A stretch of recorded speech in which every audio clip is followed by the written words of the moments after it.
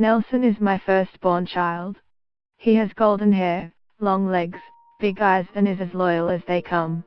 Nelson would come with me everywhere, to university, hairdressers, nail salons, cafes, road trips, flights.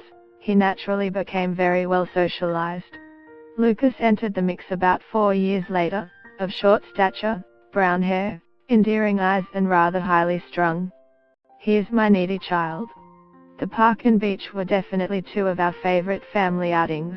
They were always exhausted afterwards but luckily were great sleepers.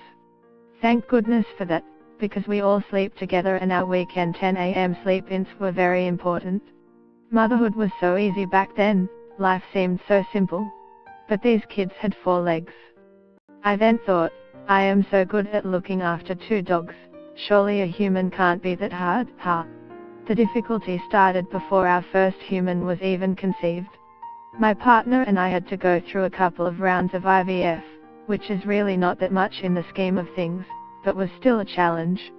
The dogs were by my side through it all. I remember Nelson resting his head on my tummy every time I jabbed myself with hormones. Luckily, I had a very easy pregnancy and felt quite good through most of it, aside from some pretty awful migraines initially. I made sure that I gradually exposed the dogs to sounds of babies crying on YouTube, as well as ensuring they spent some time around our friends' babies and small children. The boys definitely sensed something was up. They followed me around more than usual and loved to use my big belly as a pillow. We chose the baby's name months before my due date. I felt totally organized, focused and ready for the challenge. That was until the day before my scheduled cesarean.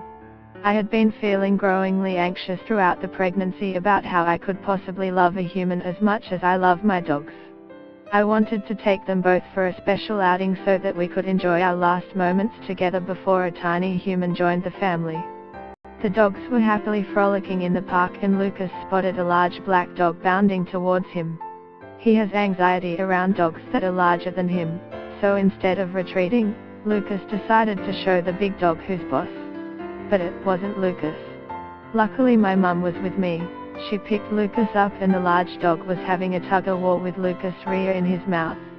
Even though I am an emergency veterinarian, when you are 39 weeks pregnant, having your first cesarean the next day and your dog is being attacked, no amount of professional training could have calmed me down.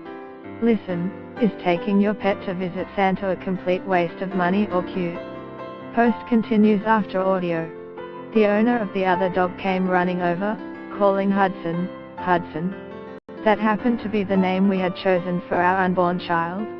We had carefully chosen the name, which wasn't a common one back then. I even made sure I had no animal patients with the same name. How could my dog be attacked by a random dog with